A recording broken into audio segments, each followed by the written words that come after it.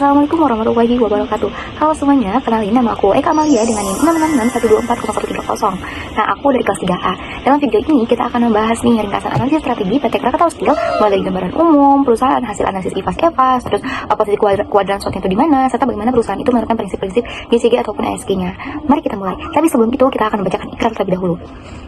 Saya siap membangun Banten dan Indonesia.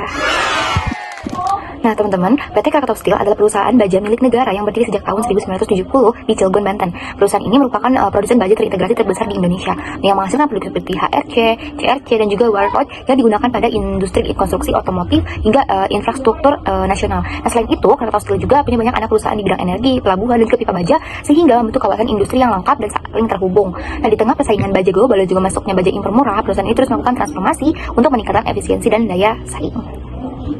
Nah, selanjutnya kita akan menganalisis internalnya. Krakatau Steel ini memiliki beberapa kekuatan utama, yaitu optimalisasi pegawai dengan skor tinggi karena SDM yang mampu mendukung proses produksi, lalu pendanaan modal awal yang kuat mengingat perusahaan merupakan BUMN, lalu sinergi antar BUMN yang membantu perusahaan memperkuat bisnisnya, lalu pemanfaatan mesin dan juga peralatan produksi yang maksimal, lalu ketersediaan bahan baku yang memadai. Sementara itu kelemahannya itu masih menghadapi antara lain persaingan dengan perusahaan baja lain terutama di luar negeri, terus proses restrukturisasi hutang yang masih berjalan, lalu diversifikasi produk yang belum maksimal sehingga perusahaan perlu memperluas variasi produknya. Nah, dari seluruh faktor internal ini, Krakatau Steel mendapatkan total nilai IFAS sebesar 2,82 yang berarti perusahaan memiliki kekuatan yang cukup solid. Nah, lalu selanjutnya itu analisis IFAS. Di sisi eksternal, Krakatau Steel memiliki peluang yang cukup besar nih teman-teman. Di antaranya proyek infrastruktur nasional yang terus meningkat sehingga permintaan baja itu bertambah. Peluang substitusi produk lokal karena pemerintah mendorong penggunaan baja dalam negeri. Dukungan penuh dari pemerintah terhadap industri baja nasional, lalu pertumbuhan sektor konstruksi dan manufaktur yang meningkatkan kebutuhan baja dan permintaan baja ramah lingkungan yang semakin naik. Sementara ancaman yang dihadapinya adalah masuknya baja impor murah terutama dari Tiongkok, lalu fluktuasi harga bahan baku global dan juga persaingan dengan produsen baja global. Nah, dari seluruh faktor tersebut, nilai total EFAS-nya adalah 3,12 yang menunjukkan bahwa peluang eksternal untuk Krakatau Steel ini cukup besar, teman-teman. Nah, dengan IFAS 2,82 dan juga EFAS 3,12, Krakatau Steel berada di kuadran 1, yaitu kuadran growth atau pertumbuhan. Nah, ini adalah posisi paling ideal karena perusahaan memiliki kekuatan internal yang kuat dan juga peluang eksternal yang besar. Artinya, strategi yang paling tepat untuk Krakatau Steel adalah strategi SO atau strategi ekspansi agresif, yaitu memanfaatkan kekuatan internal untuk menangkap peluang sebesar-besarnya. Nah, strategi SO yang dapat dijalankan Krakatau Steel adalah yang pertama, misalnya ekspansi produk dan juga modernisasi teknologi. Dengan kekuatan mesin dan juga bahan baku yang memadai, Krakatau Steel dapat meningkatkan kapasitas produk untuk memenuhi peningkatan proyek infrastruktur nasional. Lalu yang kedua, memperkuat sinergi antar BUMN untuk dominasi pasar lokal. Lalu yang ketiga, pengembangan produk baja ramah lingkungan.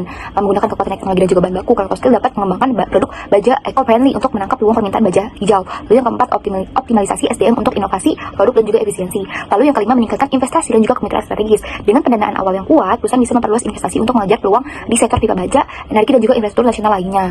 Nah, selanjutnya itu implementasi prinsip GCG ataupun ESG. Nah, Krakatau Steel juga menerapkan Good Corporate Governance atau GCG dalam kegiatan bisnisnya. Prinsip-prinsip yang digunakan itu misalnya transparansi, akuntabilitas, tanggung jawab, transparansi, independensi, kewajaran. Nah, selain GCG, Krakatau juga mengadopsi prinsip ESG, Environmental, Social, and Governance sebagai upaya mewujudkan bisnis berkelanjutan berbasis green business. Implementasinya mencakup sustainability journey atau langkah-langkah berkeberlanjutan di seluruh proses produksi. Lalu revolutionary CSR yang yaitu program sosial berdampak langsung kepada masyarakat. Lalu regulatory relief atau memastikan seluruh operasi sesuai dengan regulasi lingkungan dan juga tata kelola yang berlaku. Nah, seluruh prinsip-prinsip ini dirancang agar Krakatau Steel tidak hanya berfokus pada profit, tetapi juga dampak sosial dan juga lingkungan. Nah, yang terakhir, evaluasi menggunakan Balance Scorecard atau BSC. Nah, Balance Scorecard ini digunakan untuk mengevaluasi kinerja perusahaan dari 4 perspektif. Itu yang pertama, perspektif keuangan atau finansial perspektif. Itu Krakatau Steel berfokus pada peningkatan profitabilitas, penguatan arus kas, efisiensi biaya operasional, lalu juga perbaikan restrukturisasi hutang. Nah, upaya ini penting untuk memperbaiki kinerja keuangan jangka panjang. Lalu yang kedua, perspektif pelanggan, customer perspektif, yaitu fokus pada peningkatan kualitas produk baja, kepuasan pelanggan industri, lalu pengiriman tepat waktu, memperluas pangsa dasar domestik, perbaikan layanan dan juga kualitas menjadi kunci daya saing menghadapi banjir impor. Nah, lalu yang ketiga, perspektif proses bisnis internal atau internal bisnis proses. Nah, Krakatau Steel melakukan digitalisasi proses produksi, otomisasi mesin, lalu perbaikan kontrol kualitas, lalu penguatan supply chain management, lalu transformasi ini memotong biaya dan juga meningkatkan kecepatan produksi. Nah, lalu yang terakhir, perspektif pembelajaran dan juga pertumbuhan atau learning and growth. Difokuskan pada pelatihan karyawan, pengembangan kompetensi SDM, inovasi teknologi, penciptaan budaya kerja adaptif. Nah, ini penting agar perusahaan bisa beradaptasi dengan perubahan industri baja global. Nah, evaluasi BSC ini ada sepertinya, yaitu yang pertama finansial itu 70%, customer itu 90%, internal business proses itu 82%, dan learning and growth 92%. Nah, secara keseluruhan Krakatau Steel itu berada dalam posisi strategis terbaik, yaitu kuadran pertumbuhan, teman-teman.